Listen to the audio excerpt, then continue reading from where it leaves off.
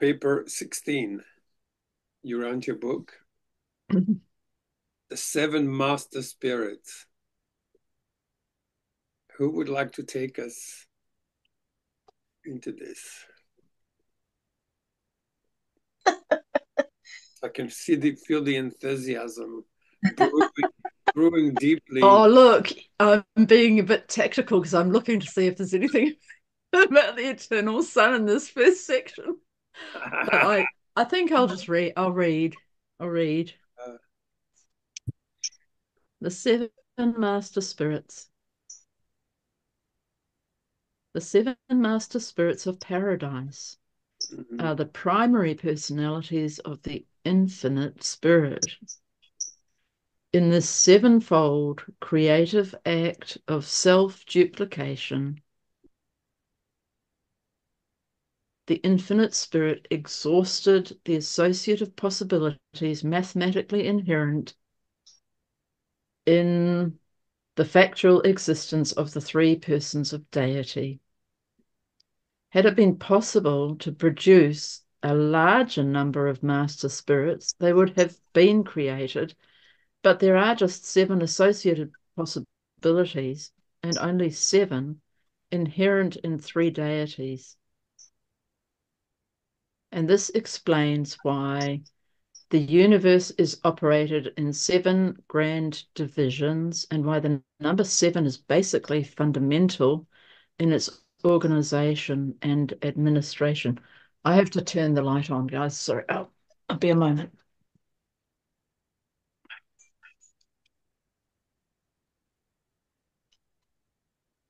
Ah. It's a bit of a dim and dark day here.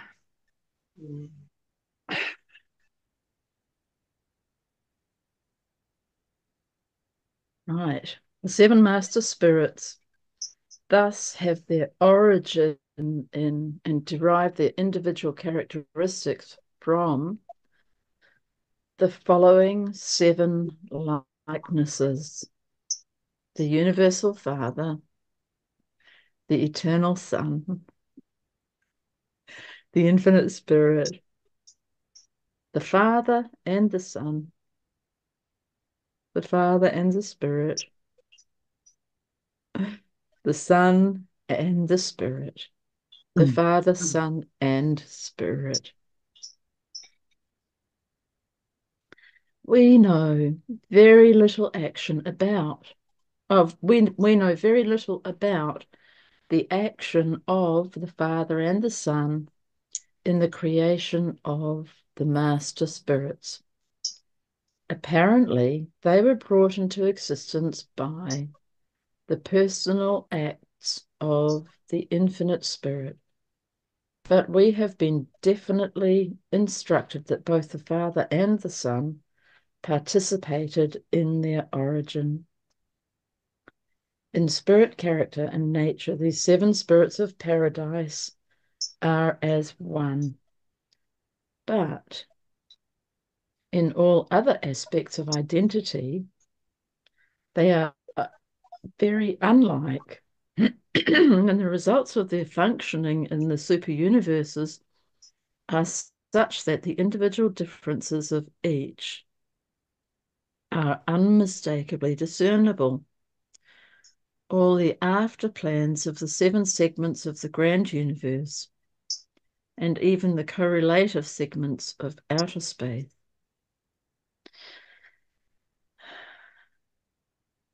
have been conditioned by the other than spiritual diversity of these seven master spirits of supreme and ultimate supervision. Do you get that? Not quite. Oh God, that was a mouthful, huh? I'm going to read that last sentence again. Yeah, please do. All the after plans of the seven segments of the grand universe and even the correlative segments of outer space have been conditioned by the other than spiritual diversity of these seven master spirits of supreme and ultimate supervision. So the infinite spirit is not does not just have spiritual attributes, but other than spiritual attributes, by the sound of it. Hmm. The master spirit. Did you get that then, Cole? No. Oh, well.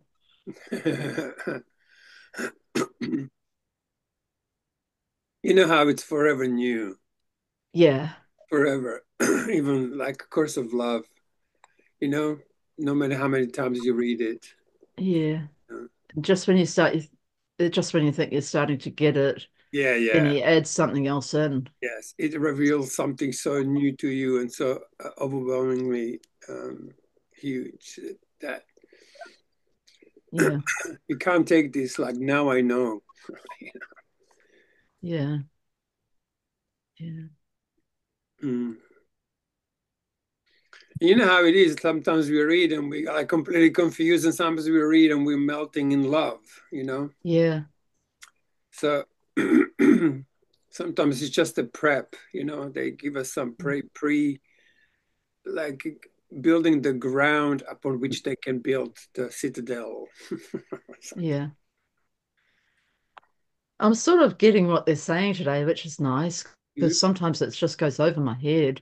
Mm. But, like only structurally, not really Yeah. any more than that. I mean, look how they start. They said, we don't even know. We know very Yeah. little. It is that we know very little about the action of the Father and the Son in the creation of master spirits. Yeah. So, yeah. All right, I'll carry on. The master spirits have many functions, but at the present time, their particular domain is the central supervision of the seven superuniverses. Each master spirit, excuse me, each master spirit maintains an enormous force focal headquarters which slowly circulates around the periphery of paradise, always maintaining a position opposite the super universe of ah, always maintaining a position opposite the super universe of immediate supervision. I don't understand. Right. And at the paradise focal point of its specialized power control and segmental energy distribution. That's where I've just completely lost what they're saying.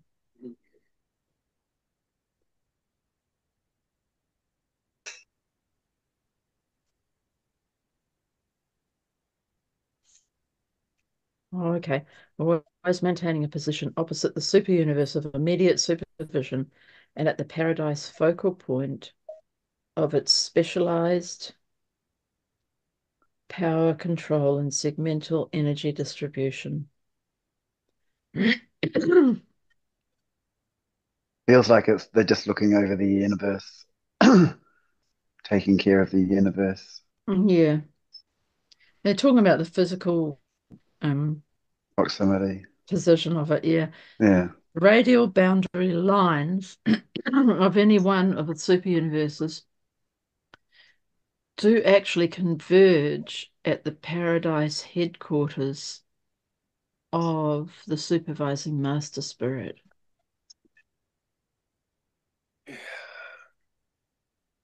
I can carry on, or someone else can take over. Yeah, I'll have a go. Right? Um, 1. Relation to triune deity.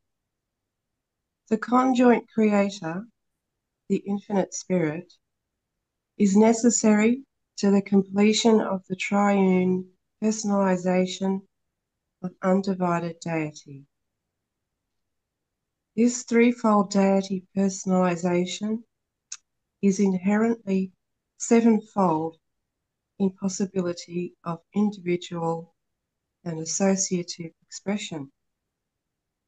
Hence, the subsequent plan to create universes inhabited by intelligent and potentially spiritual beings, duly expressive of the Father, Son, and Spirit, made the personalization of the seven master spirits inescapable. Yeah, it's like similar to the fact that we have 7 chakras, let's say. Yeah. And then we also have spirit, will, and a heart, which is the threefold deity within, you know? Ah. You see? Hmm. I totally made it up right now, but hey, doesn't that make sense? It kind of does. I mean, there is definitely an association, Yeah. isn't there? There has to be. There And has to then be an association. then we have these receptive centers, which we are trying to open, with which we're going to be able to then read what's really true. Yeah. It's like you awaken and you begin to see the invisible. Yeah. And then you see it and you can describe it because it's beyond description, because it's not, being put to the physical kind of. Yeah. It's. I find it just like on a little note about the number 7. I believe that in the Jewish teachings, the number 7 represents infinity. Number 8, I think. Oh, is it? I thought it was number 7. Well, which would make sense when you look at how this works. when you get to 8, it collapses and it goes into this. Well, yeah. I mean, I think I remember Teddy teaching about it. Yeah. Or someone. Oh. We have come to speak of the threefold personalization of deity as the absolute inevitability, while we have come to look upon the appearance of the seven master spirits as the sub-absolute inevitability. I love it. Oh, that's funny. Sub-absolute. While the seven master spirits are hardly expressive of threefold deity, they are the eternal portrayal of sevenfold deity, the active and associative functions of the three ever-existent persons of deity. By and in and through these seven spirits, the universal Father, the eternal Son, or the infinite Spirit, or any dual association, is able to function as such. When the Father, the Son, and the Spirit act together, they can and do function through Master Spirit number 7, but not as the Trinity. The Master Spirits singly and collectively represent any and all possible deity functions, single and several, but not collective, not the Trinity. Master Spirit number 7 is personally non-functional with regard to the Paradise Trinity, and that is just why he can function personally for the Supreme Being. But when the seven Master Spirits vacate their individual seats of personal power and super-universe authority and assemble about the conjoint actor in the triune presence of Paradise Deity, then and there are they collectively representative of the functional power, wisdom, and authority of undivided deity, the Trinity, to and in the evolving universes. Such a paradise union of the primal sevenfold expression of deity does actually embrace, literally encompass, all of every attribute and attitude of the three eternal deities in supremacy and in ultimacy. To all practical intents and purposes, the seven master spirits do, then and there, encompass the functional domain of the Supreme Ultimate to and in the Master Universe. As far as we can discern, these 7 spirits are associated with the divine activities of the 3 eternal persons of Deity. We detect no evidence of direct association with the functioning presences of the 3 eternal phases of the Absolute. When associated, the Master Spirits represent paradise deities in what may be roughly conceived as the finite domain of action. It might embrace much that is ultimate, but not absolute. I have no idea what you just said, Kim. No, I know. I have no it. idea. Like the subtleties of difference are beyond me. That's way beyond me. I have no idea. Like even the difference between supreme and ultimate is like, what the? Yeah, right. Exactly. Okay, does someone else would like to read the next part, number 2? I'll give it a go, but I don't know if I can read my words. I'll give it a go. You can do it, Anthony. Take a deep breath. Got my coaches there. Practice makes perfect. Yeah. Number 2, relation to the infinite spirit. Just as the eternal and original Son is revealed through the persons of the constantly increasing number of divine sons, so is the infinite and divine spirit revealed through the channels of the 7 master spirits and their associated spirit groups. At the center of centers, the infinite spirit is approachable. But not all who attain paradise are immediately able to discern his personality in differentiated presence. But all who attain the central universe can and do immediately commune with one of the 7 master spirits, the one presiding over the super universe from which the newly arrived space pilgrim hails. Oh, That's nice. so we even know ahead of time which one that will be. Yeah. What super universe are we in? Is it 7? 7th. Yeah. To the universe of universes, the Paradise Father speaks only through his Son, while he and the Son conjointly act only through the infinite Spirit. Outside of Paradise and Havona, the infinite Spirit speaks only by the voices of the 7 master spirits.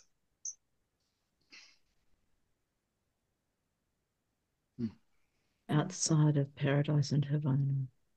I wonder we sometimes feel God is so distant. Yeah.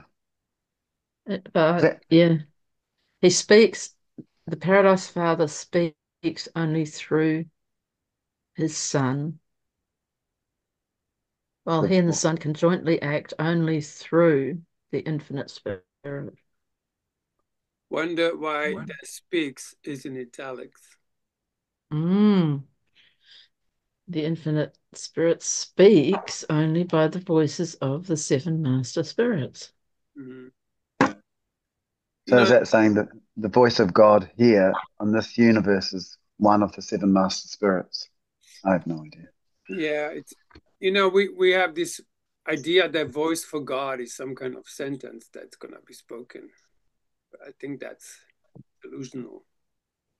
Are you saying it's more a communication? I think it's more like you just have this experience suddenly. Like let's say you suddenly manage to somehow experience this unspeakable love. If it's unspeakable, What kind of loud is it? The one that doesn't talk. But this says speaks. Mm. It says speaks.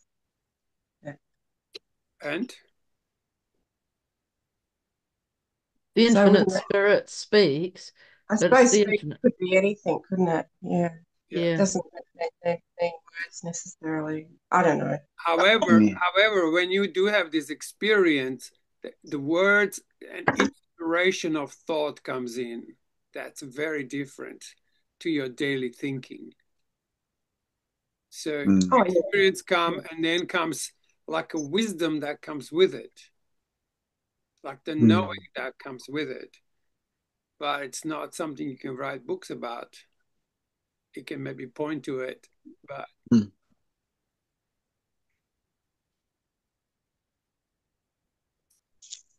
yeah. The infinite spirit exerts an influence of personal presence within the confines of the Paradise Havona system. Elsewhere, his personal spirit presence is exerted by and through one of the seven master spirits. Therefore, is the super universe spirit presence of the third source and center on any world or in any individual conditioned by the unique nature of supervisory master spirit of that segment of creation.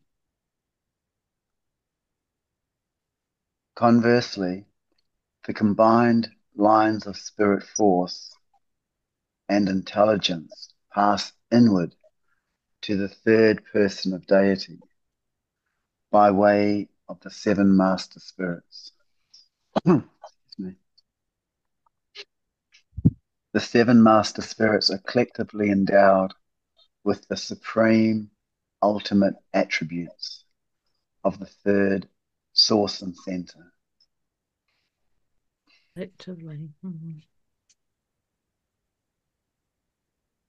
While each one individually partakes of this endowment, only collectively do they disclose the attributes of omnipotence, omniscience, and omnipresence.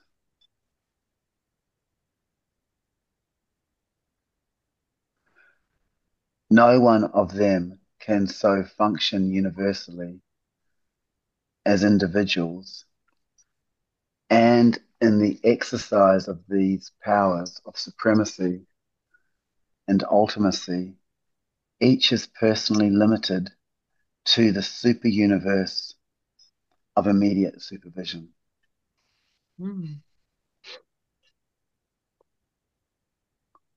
All of everything which has been told you concerning the divinity and personality of the conjoint actor applies equally and fully to the seven master spirits who so effectively distribute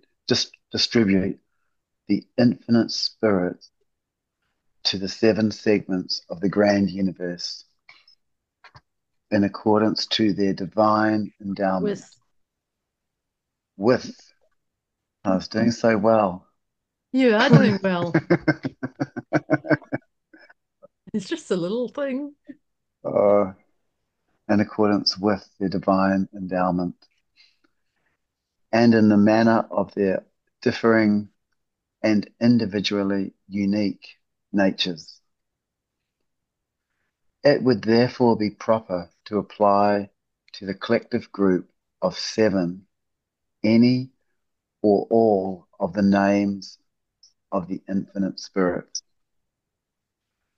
Collectively, they are one with the conjoint creator on all sub-absolute levels. Yay. Yeah. guess you just can't think it. Yeah. You just feel it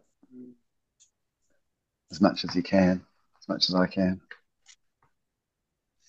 Mm.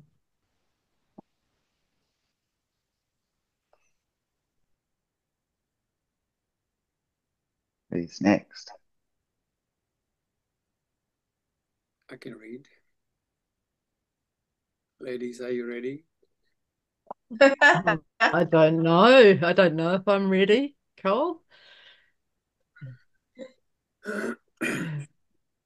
Identity and diversity of the master spirits. The seven master spirits are indescribable beings. There we go. But they're having a go at describing them anyway.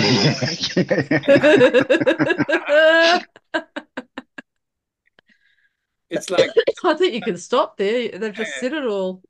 you can point to the moon, but you actually land it, you have to have, same thing. It's like A Course in Miracles points to something, and then you have an experience of what it's pointing to, and then it's written upon you.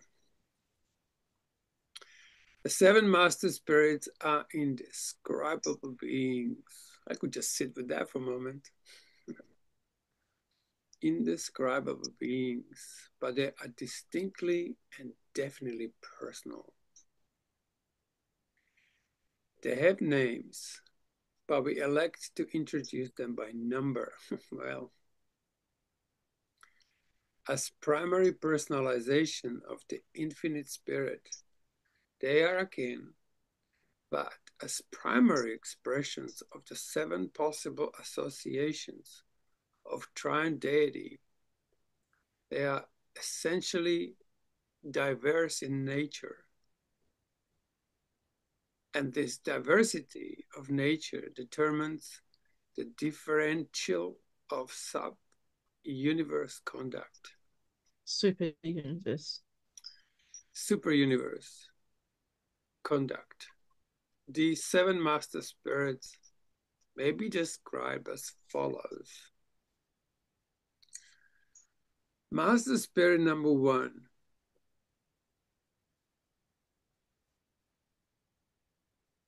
In a special manner, this spirit is the direct representation of Paradise Father, of the Paradise Father. He is a peculiar and efficient. Peculiar. That's what he said. Oh, did you? Say? Yeah. Oh, I heard clear. Sorry. He is a peculiar, well, my pronunciation definitely sucks, He is a peculiar and efficient manifestation of the power, love, and wisdom of the Universal Father. Yeah, it's like we have 7 chakras, but they all have different qualities, right? Yeah.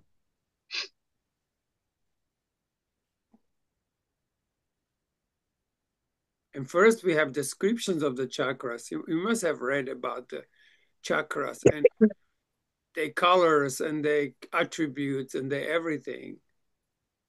But one day, I haven't read about those, but okay. yeah. I read it in the early days when I was reading some yogic Vedas and things. Then when I was doing Righteous Love, what was the most amazing thing about it? That the chakras begin to reveal themselves from within. When you read what? When I was really into the Righteous of Will. Oh, right, you're supposed right, yeah. The chakras begin to reveal themselves. So I didn't have to read about it. They were revealing themselves. They were going like, they were informing me from within. Right. Yeah. Wow. And I realized that I had so many projections on what they are based on these books. But they were just, again, when you have a direct experience of something, it's very different to, like, when you're eating an apple, it's a very different experience than someone telling you what it tastes like. Yeah.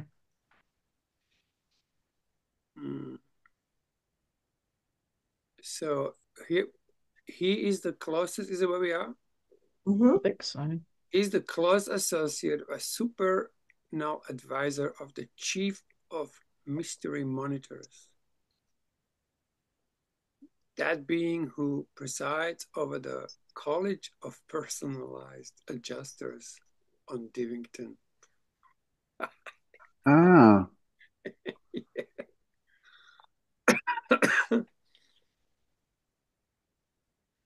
In all associations of the seven master spirits, it is always Master Spirit number one who speaks for the Universal Father.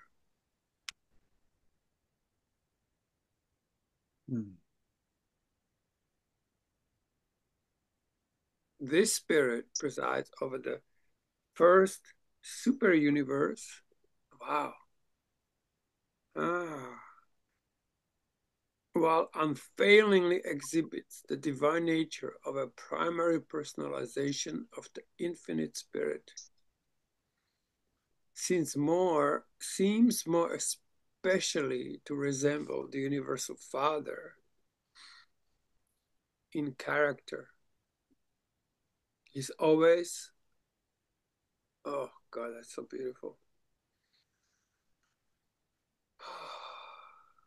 He's always in personal liaison with the seven reflective spirits at the headquarters of the first super universe.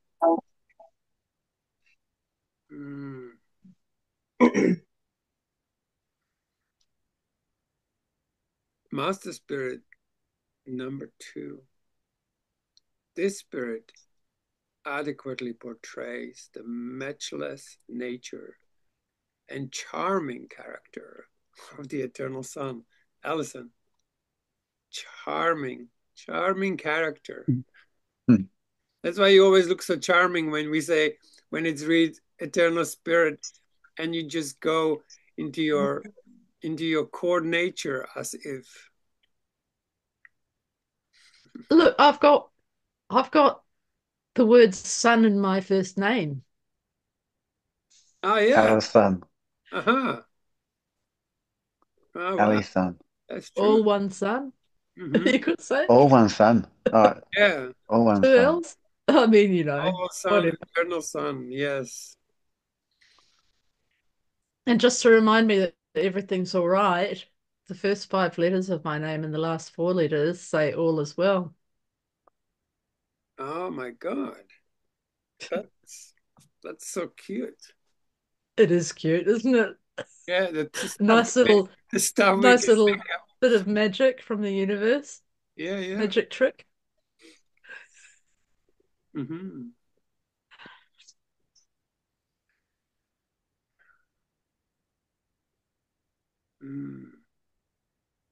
Where are you up to? Oh, that's right. You got to the Eternal Son. Yes, and then, got distracted. Yeah, it happens. I'll just start again. Master Spirit is number 2. This spirit adequately portrays the matchless, I love it, matchless nature and charming character of the Eternal Son, the firstborn of all creation.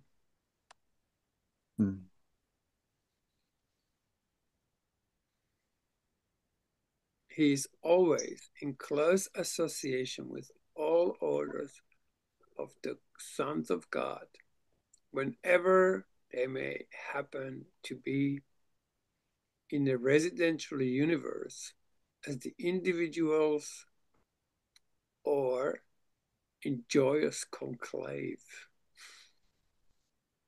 Joyous conclave? What's Jesus. conclave? Isn't that like set apart? I thought it was like a group, a joining together, a certain type of group of people. Yeah. Okay. Coming together. Look it up. All right. I had it Look it completely. up. Assembly of Cardinals for the election of Pope. All right. The conclave. Oh, that's why I thought it was set apart, because they're set apart from Yeah. the world as Yeah. they do it. In a joyous conclave, Yeah. Oh, Yes. in Latin, conclave means lockable room, Yeah. locked away. Yeah. Secrecy of some kind. Yes. It says joyous. Joyous. I like that. Joyous Yeah. conclave. For me, spirituality, if it's not joyous, I don't buy it. There's I Yeah. don't think that. I don't think that means the Catholics. The Pope, our poor father has died, and we Uh, need a new one.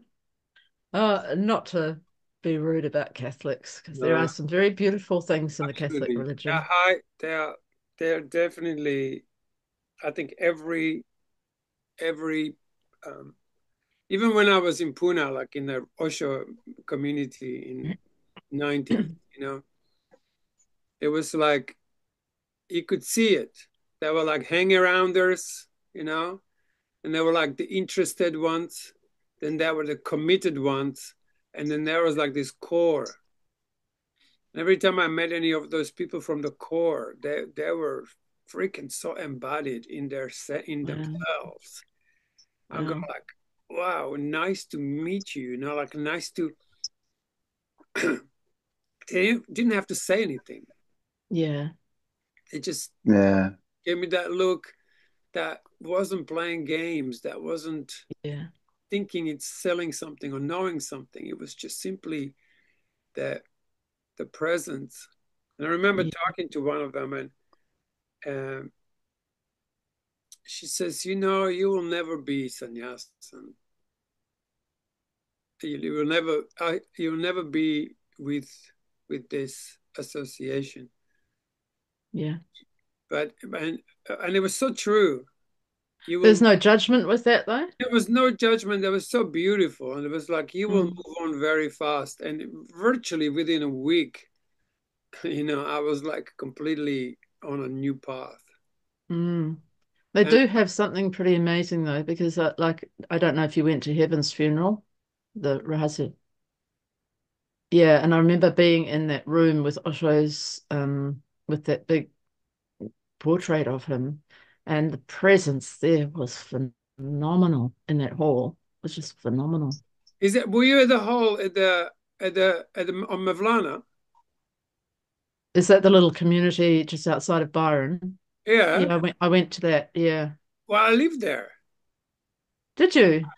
No, I do. You do? I You do. live there? I live like 200 meters away from that hall. Oh, I didn't know that. Oh Right. my God. That's where my Wow. house is. Wow. Do you own that house? Yeah. Wow. Yeah. Wow, that's a nice spot. But Yeah. anyway, Yeah. yeah, I Really mean, I nice. was very struck with the presence, the feeling, the presence in the room. And I'm not a person who dances normally. And I was in there dancing. I was because I couldn't stop myself. I just had to express. Mm-hmm. Yeah. Remember Tuesday? Yeah.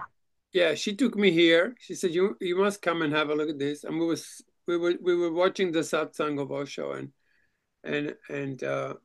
then we sat under this tree, and like suddenly this presence, just like that, just the Mm. presence comes in, and I was like, "Oh my God, this is my new home," you know? Wow. Yeah. Wow. When I was 20, I used to run dynamic meditation. I don't know why, but at six Yeah. o'clock every morning, I used to get up with friends and we used to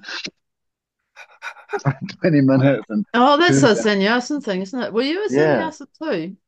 No, but I had lots of friends that were sannyasins. I Mhm. just Oh, moved. wow. Same here. Yeah. I mean, I live on a sannyasin community. However, you would hardly find anyone associated to it these days. Yeah.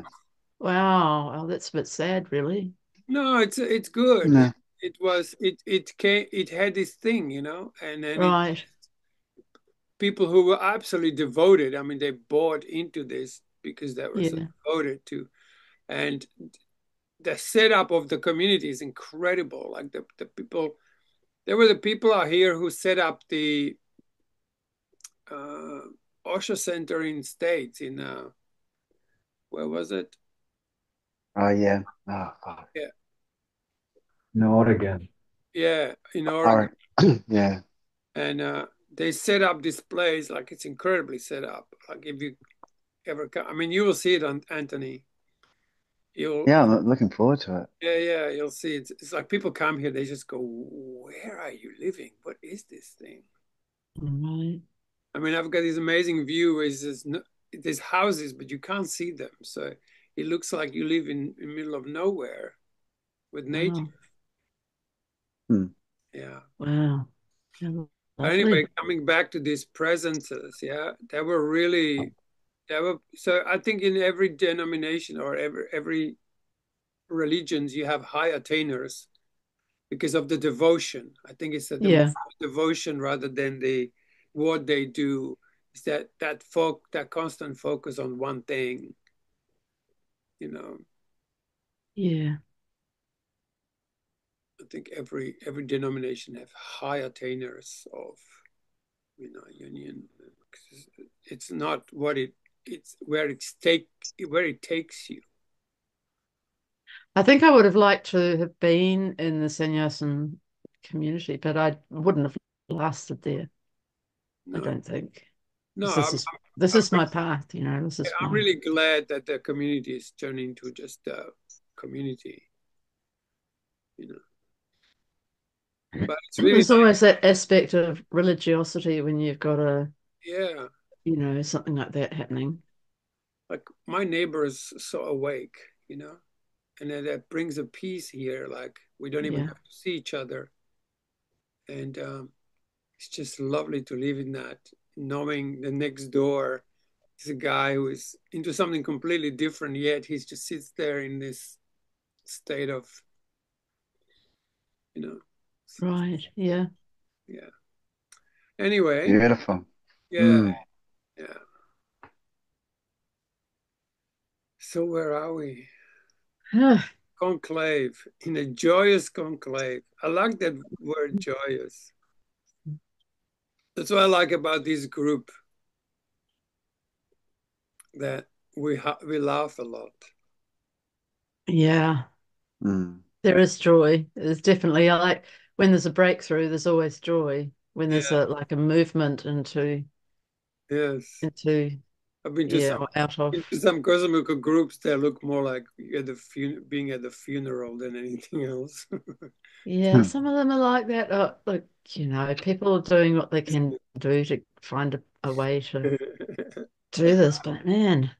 All right. In all assemblies of the seven master spirits, he always speaks for and in behalf of the eternal Son. The eternal Son. This spirit directs the destinies of super universe number 2 and rules this vast domain much as would the eternal Son. He is always in liaison with the 7 reflective spirits situated at the capital of the second universe. Oh my God, I love this stuff, guys. This is for me like music. Hey Kim, how you doing in there? Yeah, all right.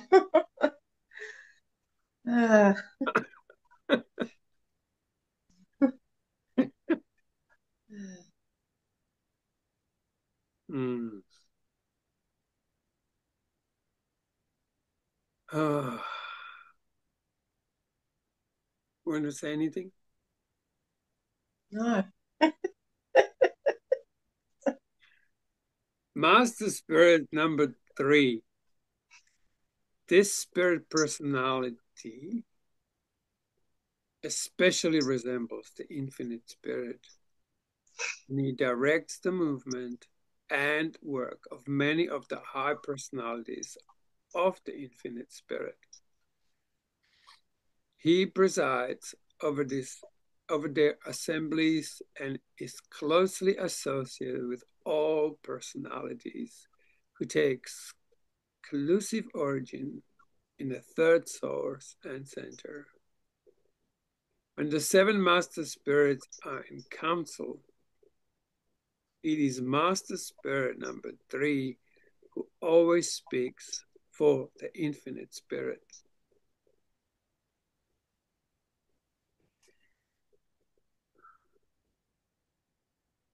This spirit is in charge of superuniverse number 3, and he administers the affairs of this segment much as would the infinite spirit. He's always in liaison with the reflective spirits at the headquarters of the third superuniverse.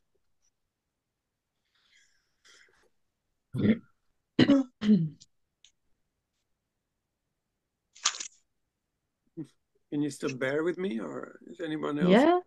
Yeah, I'm Yeah. enjoying it. I just feel very peaceful. Yeah, I don't understand. It is.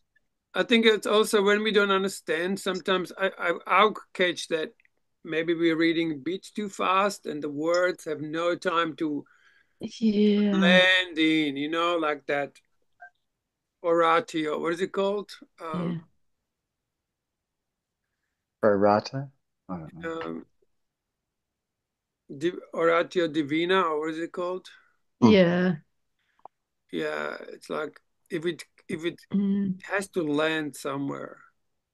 I think it has I've noticed that we do tend to read a bit faster in the Urantian. For myself, it's probably because I want to get through it. But Yes. actually, isn't that like that's the old mistake, isn't it? Yes, Of exactly. not being present with what is there. But when it's really technical, sometimes it's like, oh, I just want to get through this. It's Well, too hard. also, you know what happens when you have a misunderstood word, your mind kind of locks into a loss. It locks into this what? And then it stays there. And from then on, you're like actually just not fully present. Yeah. True. Yeah, true. So sometimes it's just have a look. You know, I like it when we stop and we even like look it up. And Yeah, it's good. Master Spirit number 4, partaking the combined natures of the Father and the Son. This Master Spirit is the determining influence regarding Father-Son's policies and procedures in the councils of the 7 Master Spirits.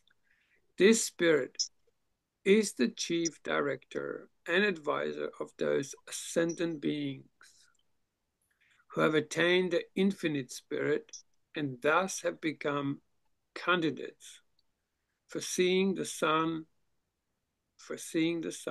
and the Father.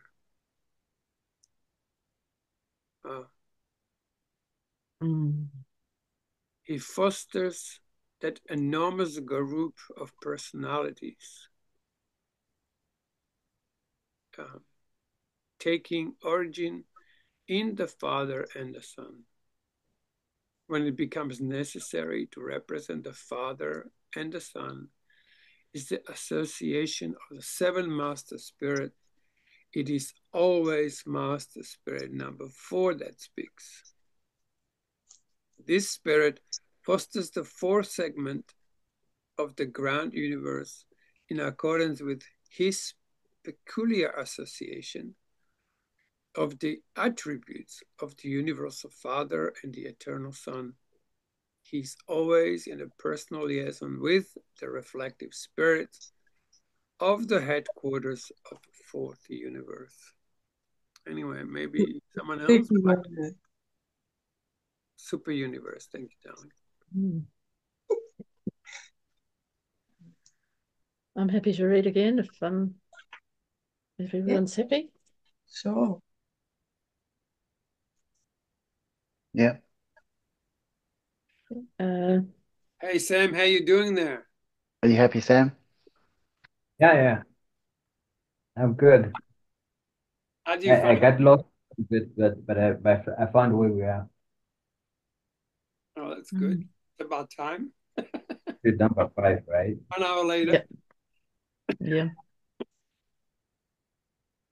Oh, I've got to go because my daughter's here. Okay. So good to I'll see listen.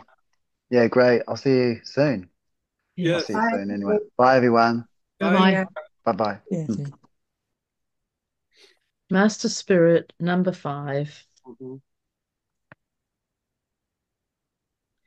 This divine personality who exquisitely blends the character of the universal Father and the infinite Spirit is the advisor of that enormous group of beings known as the power directors, power centers, and physical controllers. Mm. The Spirit also fosters all personalities taking origin in the Father and the conjoint actor. In the councils of the 7 Master Spirits, when the Father Spirit attitude is in question, Mhm. it is always Master Spirit number 5 who speaks.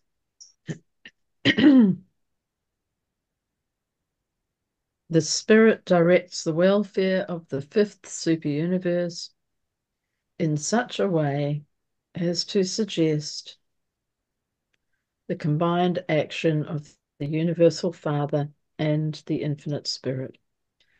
He is always in liaison with the reflective spirits at the headquarters of the 5th super universe.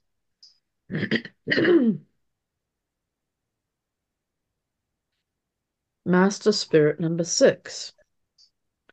This divine being seems to portray the combined character of the Eternal Son and the Infinite Spirit.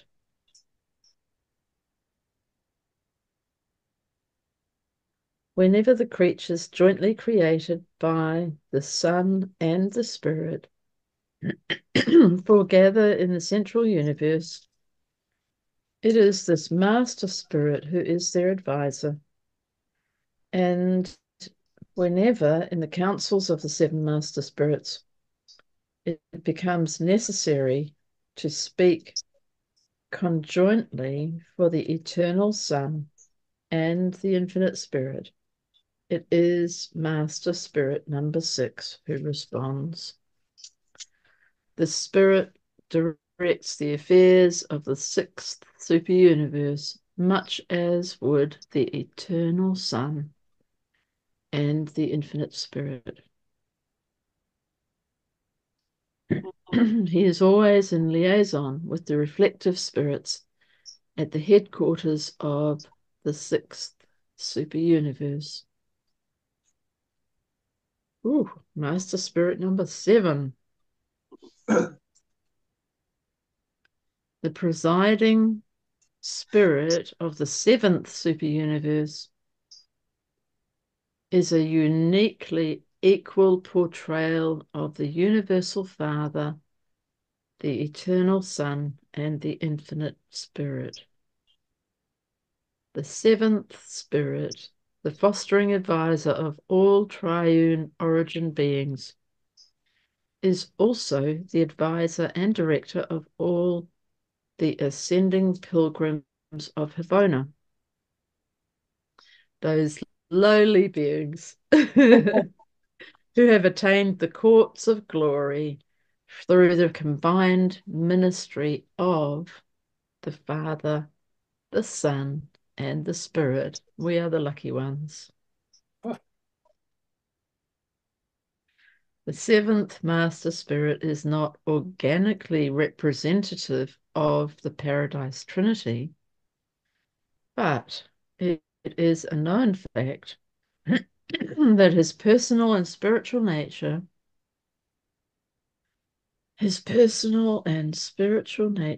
is the conjoint actor's portraiture in equal proportions of the three infinite persons, whose deity union is the Paradise Trinity, and whose function as such is the source of the personal and spiritual nature of God the Supreme. Hence, the seventh Master Spirit discloses a personal and organic relationship to the spirit person of the evolving Supreme.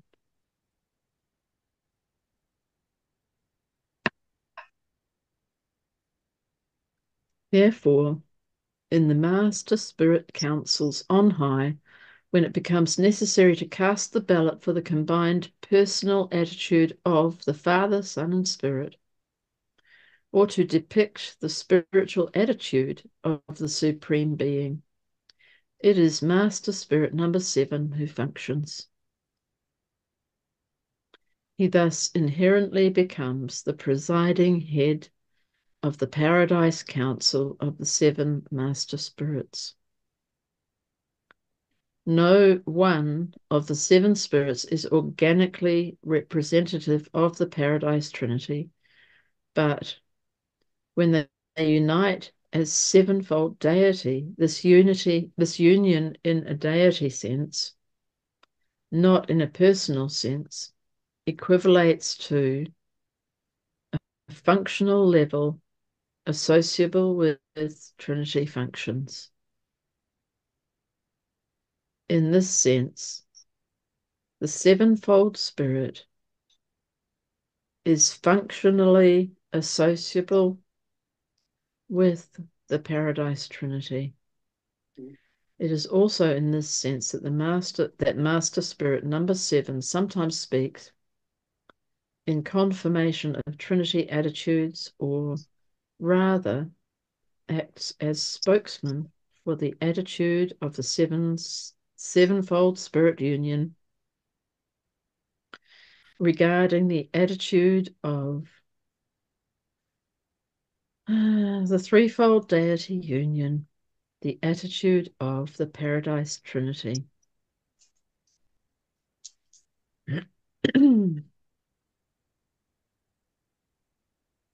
The multiple functions of the seventh Master Spirit thus range from a combined portraiture of the personal natures of the Father, Son, and Spirit through a representation of the personal attitude of God the Supreme to a disclosure of the deity attitude of the Paradise Trinity.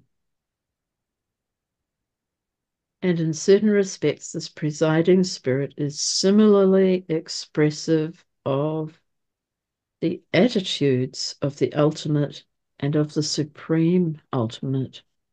My God. I feel saturated. What's that? I feel saturated. Right. Yeah, I'm finding it hard to read. Mm. Shall we finish this section? Mm. Hmm? Yeah. Yeah.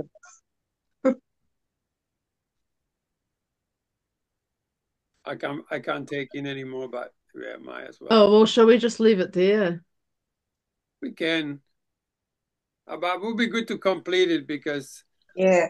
we won't start it again, and it would be weird to join into that. Mm. Yeah, okay. It Let's is, get it over with. Yes. yeah. It is Master Spirit number 7 who, in his multiple capacities, personally sponsors the progress of the ascension candidates from the worlds of time in their attempts to achieve comprehension of the undivided deity of supremacy. Such comprehension involves a grasp of the existential sovereignty of the Trinity of supremacy, so coordinated with the concept of the growing experiential sovereignty of the Supreme Being, as to constitute the creature grasp of the unity of supremacy. Creature realization of these three factors equals Havona comprehension.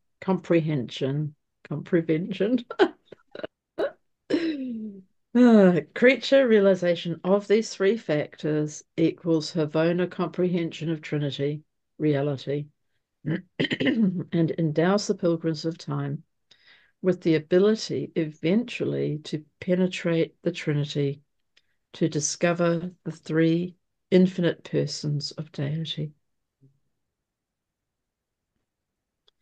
The inability of the Havona pilgrims fully to find God the Supreme is compensated by the seventh Master Spirit, whose triune nature in such a peculiar manner is revelatory of the spirit person of the Supreme. During the present universe age of the non-contractibility of the person of the Supreme. Contactability. Oh, thank you. I was thinking that doesn't make sense. Thank you. During the present universe age of the non-contactability of the person of the Supreme, Master Spirit number 7 functions in the place of the God of ascendant creatures in the matter of personal relationships.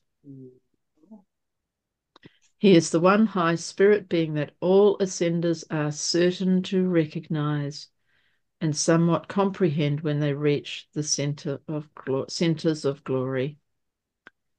This Master Spirit is always in liaison with the reflective spirits of Uversa, the headquarters of the seventh super universe, our own segment of creation. His administration of Orvington discloses the marvelous symmetry. I'm nearly done. His administration of Orvington discloses the marvelous symmetry of the coordinate blending of the divine natures of Father, Son, and Spirit. Beautiful. Jesus. Well, that was not the sound I would make, but anyway. That was a challenge for me. I was almost getting tongue-tied. Yeah. No, it was yeah. We could have stopped a bit earlier, but it's good. Yeah. Next time we go through it, it'll be easier. Oh, yes. I mean, next time we read the whole book. If we're still alive. Yeah. We will be. Yeah, so, gosh.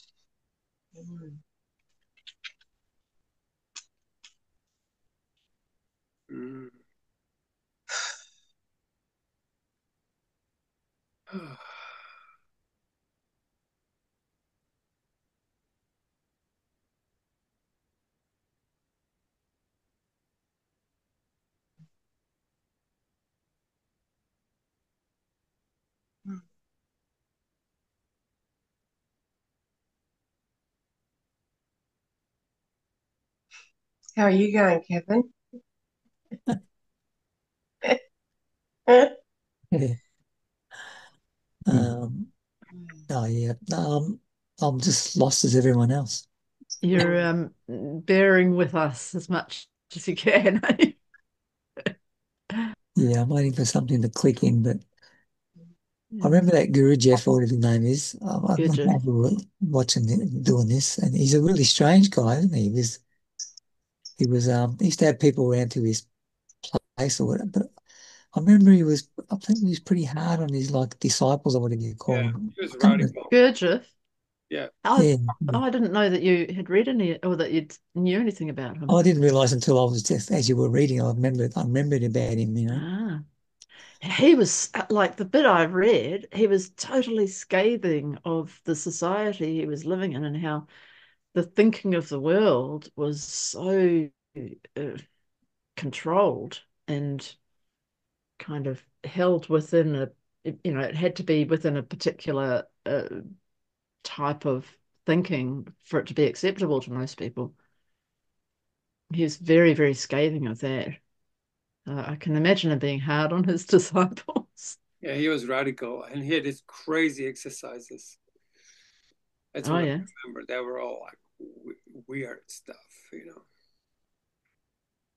You mean like physical exercises or? Just spiritual practices that were crazy. Mm. Right, yeah. You know.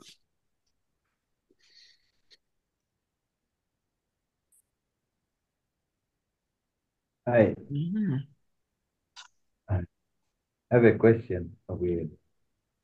But you do. I don't know when you read this, do you feel like it's something out there or is it something within you? Or ways where? That the reason why I say that is it occurred to me when I was reading the Bible, especially the book of Revelations and some of these things. And one of the spiritual people explained to me that talking about you, it's Yeah, it's all of it, just you. yeah, it's true. And and um, and I even reading Course in Miracles and everything, it's just like everything is just you. Hmm. And as soon as I figured that out, a lot of things became easier. Yeah, Even the weirdest of the prophecies in the Bible, and it's only because what is the universe anyway? What is it? It's all within you, all yeah. of it. But it's microcosm, macrocosm, like you don't know how this is undoing you. Same as Course of Miracles. Yeah, like you don't know. You're just doing all these crazy exercises, and one day you go, phew.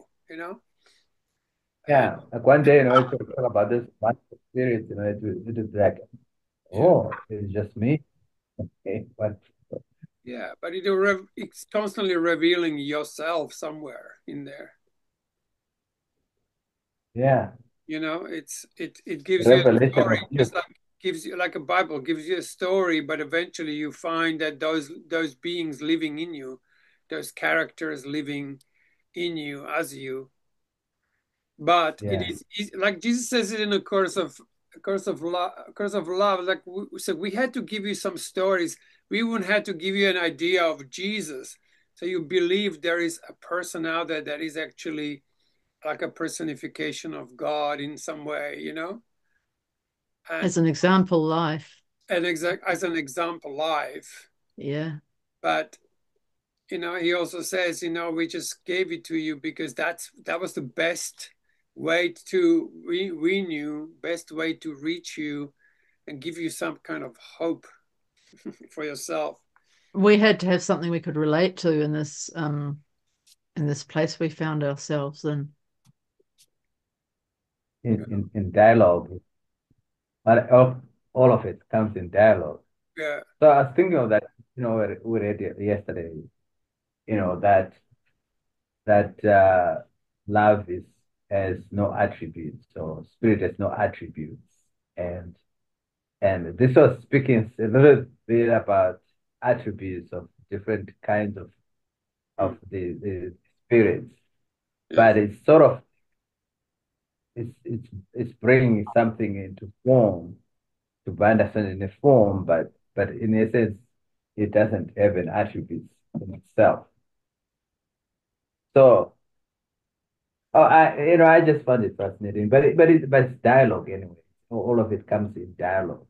The more I'm sharing or talking, the more it just opens up a lot more. Because if I could figure it out by myself, I just sit in my own house and shut the door and read it or listen it on audio, But you know, But every time he says it's in a relationship. Yeah. the He relationship. talks about relationship a lot, and Yeah. he says we're not talking about you or someone else. We're talking about the relationship, like the hand and a pencil. Yeah. It's not about you and it's not about me, but it is about our relationship. And when we meet in that divine relationship, in a holy relationship or in union, that's what represents that. I went back and read day 15. Day 15 says something about if you are not day 15, the first line in day 15 says entering the dialogue. Yeah. When you fully realize that sharing is necessary, you will have entered the dialogue. Yes. So, what it's interesting because it says, okay, attributelessness. So that means also that the dialogue is not to be restricted, right? It can't be Dialogue is restricted. what? Dialogue should not be restricted. That's what it says in unveiling of the dialogue unveiled, right? That dialogue cannot be restricted because it gives you the identity of love that you are attributeless. So if you are what he's saying about attributeless love is that's the nature of God, is attributeless love. But as soon as love extends,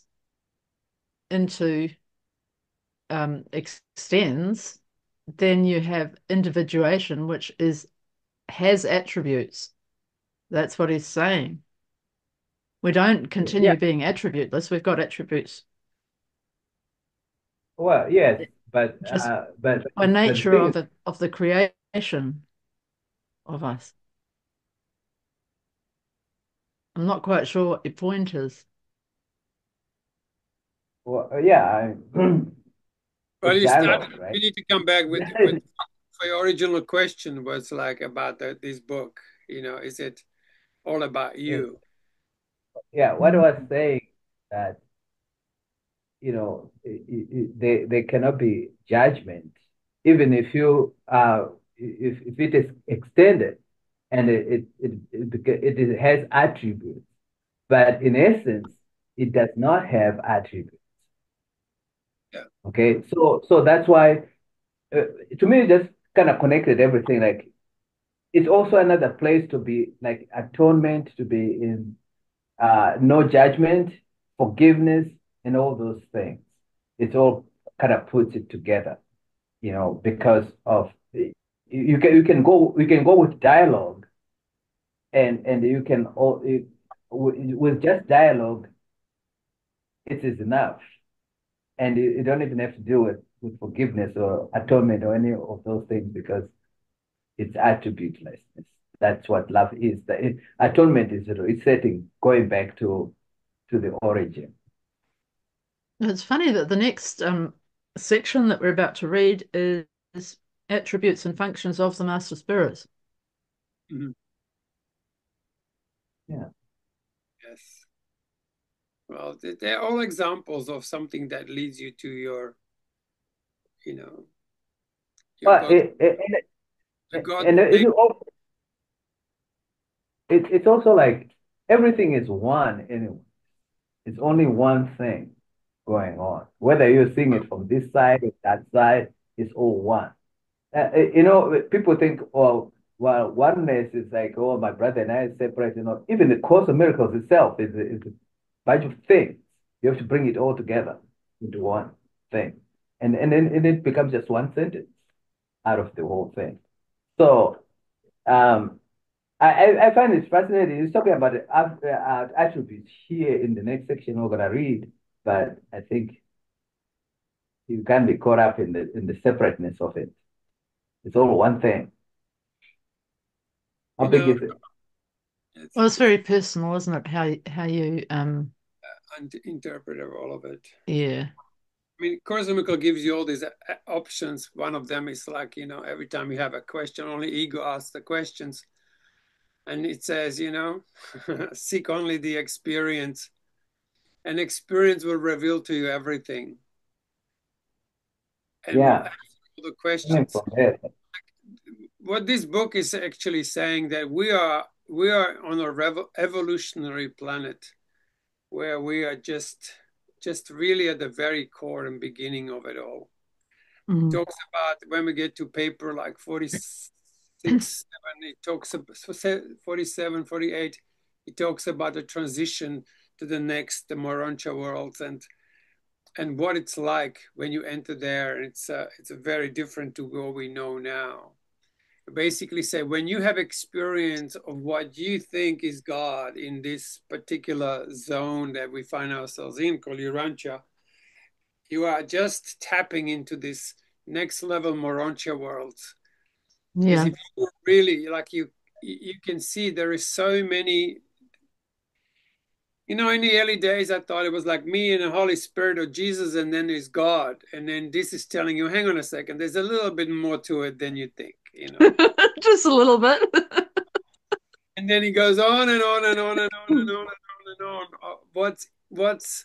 What else is there, and what else is there, and what another way of being is. So, we think we're very advanced, and we read a couple of books, and we think like, well, there's only oneness, and there's this and there's that. But I think we're just, like it says, I think only creatures just waking up to the fact that there is so much more to it than we can possibly comprehend.